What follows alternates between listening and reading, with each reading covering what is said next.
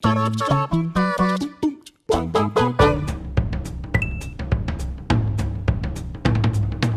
the game I'm most excited for to come out in 2020, or the rest of 2020 rather, is Spider-Man Miles Morales. I'm so damn excited for this game. I loved Spider-Man PS4 to pieces, and I went absolutely crazy when I saw this trailer come at the PS5 reveal event. I'm so excited.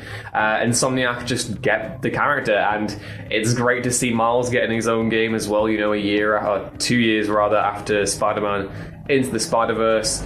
And yeah, I'm just really excited to see New York in the winter as well, and all around it's just a good launch title for the PS5 as well. I'm really excited about that.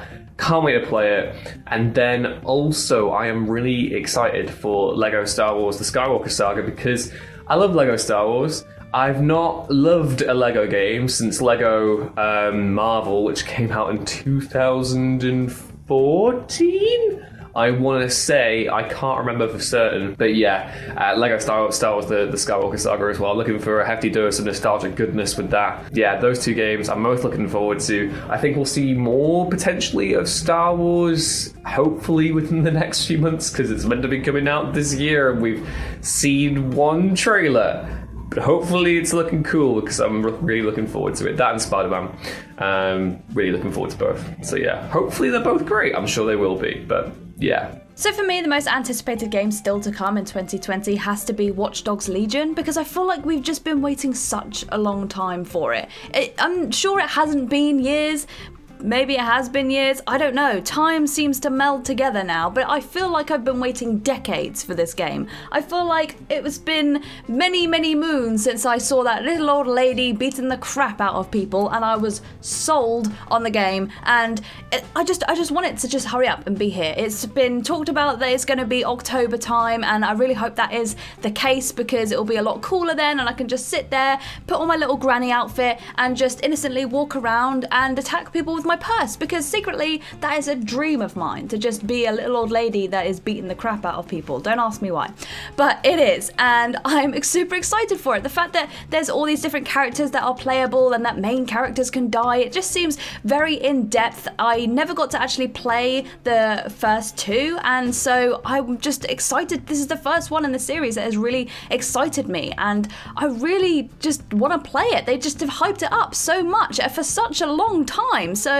please, Watch Dogs Legion, please actually do come out in October, and don't push anything back, because I cannot be deprived of this little old lady any longer. I need to beat up some youths, okay? Games for the rest of 2020 for me, and I know it's really weird that this is my top spot thing, because you'd think it would be something like Cyberpunk 2077. It's Crash Bandicoot 4. It's Crash 4. It's about time, because it is about time. And I didn't used to, when they first started announcing it, I didn't think they could get it right. And obviously we don't know, because I haven't played any of the demos or the beta type stuff, the early access type stuff, and we're still waiting for the full game itself. But there's a lot of behind the scenes stuff in regards to how Toys for Bob have gone back and talked to some people who worked on the original games, talked to some original Naughty Dog members to make sure that they're getting the essence of what Crash is completely spot on. Apparently they've looked at some old concept ideas for some levels and stuff, and it just feels like their heart's in the right place. I love the bit at the end of the reveal trailer where one of the new masks says to Crash and Coco, like, oh hey, how many times have we defeated Neo Cortex? And Coco's like 3, and he's like, it feels like more. And I'm like, that's a great way to just sort of tip the nod to the old school fans like myself who grew up with the original trilogy, saying like, hey, yeah, we sort of know that those original games were the absolute gold standard, and all the stuff in the middle, whilst I can totally stick up for the likes of Twin Sanity or whatever, they want to get back to those original games, because those were the ones that everybody absolutely loved. And so I'm cautiously optimistic that they can absolutely nail it. And having looked at some of the gameplay footage, it does seem like they're carrying on in the best way possible. Also, just for the sake of tagging something small onto the end, I am also cautiously optimistic and dying to see what the living hell a turn-based Yakuza game is. And Ichiban Kasuga looks like a great new character for the continuation of the Yakuza franchise, but mainly it's going to be Crash. So there are loads of great games coming out towards the end of the year, but the one that really caught my eye is Deathloop, and that's actually taken me by surprise a little bit because I had no love for this game when it was first announced. I thought it looked kind of alright, but then the second trailer dropped at Sony's PS5 big reveal thing, and I thought that looked way more confident and had a real kind of like stylistic personality to it. I thought like the aesthetic looks really kind of fascinating and well put together. I thought it had kind of like real charisma in the characters that it showed off and the entire kind of world at large. But I suppose it's the concept that really is so appealing. It's about the titular Deathloop. It's really clever, and you've got these two assassins hunting each other down, and every single time you fail, you have to start essentially like the level again and look for another route or choose another option to get your target at the end of the day. And this was actually something the developers experimented with in the DLC for Prey, which was called Moon Crash, which similarly had a Groundhog Day kind of framing, or I suppose roguelike sort of framing, where every single time you died, you started the level again. You could start it with like different equipment. The items you picked up on your first run through wouldn't be there on your second run through and stuff like that. And it's kind of like an experience that's not inherently novel, but it was something I hadn't really played in the AAA space before, and I really enjoyed that DLC. So to see it kind of fleshed out to a full new game that's going to hopefully take full control of its potential, like that for me is the most exciting thing, because while I am looking forward to, the likes of Spider-Man, Miles Morales, and Cyberpunk 2077, I kind of already know what those games are. I already feel like I've played similar games before to the point where, I know they're going to be good. I know what I'm getting myself in for. But Deathloop, it might not even turn out to be amazing, but I like the idea that there's some mystery to it that I don't fully know what I'm letting myself in for. So all three of those games, technically, are the ones I'm looking forward to the most, but I couldn't say the other two because I think other people on this Chatty Faces have already said them.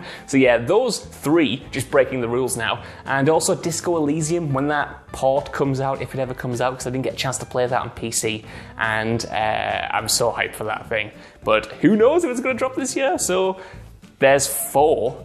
Sorry, Rich, for just breaking all the rules there, but there's a lot of good games. So my most anticipated game for the rest of 2020, I think, is probably sitting on Cyberpunk. I am very excited to see what comes of it. I'm not somebody who's played The Witcher, so this will be my entry point to the CD Projekt world of video games.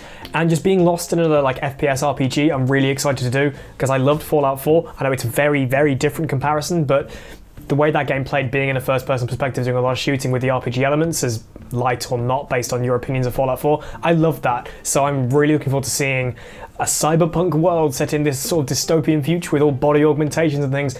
I'm super game for that. That's kind of my main positive one. One that I'm kind of interested to see, very on brand for me, Planet Coaster Console Edition. I'm a huge fan of Frontier, you know this already. I have all the faith in them to make this port something really good. But translating a PC game to console, especially something as in-depth as Planco, which keyboard and mouse makes perfect sense, controller not so much, I'm really fascinated to see what they do with it. I do have faith because Jurassic World Evolution was built with controllers in mind, and that played incredibly well on a console, so I do have good faith in Planco Console Edition. But the one that I'm probably the most anticipated for overall, aside from those two, I say that, maybe even more so, and not necessarily for a good way, is Call of Duty. Black Ops Cold War, if that's absolutely 100% what it's being called, because as of yesterday, as of right now, it's Tuesday right now, the big COD influencers got their little crates, they got their rotary projectors and a bunch of cryptic clues, took them to a website and said, this Friday at 12 PM, some American time zone time, and apparently there's not even the game revealed. That's another set of clues for people to follow and work out what the hell's going on. Activision / Treyarch / Raven, just reveal your game. Come on, it's mid-August. Literally, by the time we get to Friday, it's going to be like bang in the middle of August. And we still don't know the specifics of COD this year. My expectations are ridiculously low. I'm just anticipated to see what the hell they're going to do with it. I did a video about why COD's in trouble, and it really is. And the fact that they're stretching out this whole promotional thing for this game goes to show that the game's maybe not even ready. Maybe they're still sitting in the editing booth getting a trailer together, and Activision are just ballooning this whole build up to the trailer release because they still haven't got it finished. Genuinely could be the case because that game is probably going to be a state, so that's what I'm intrigued to see. Anticipated, but not maybe for the right reasons.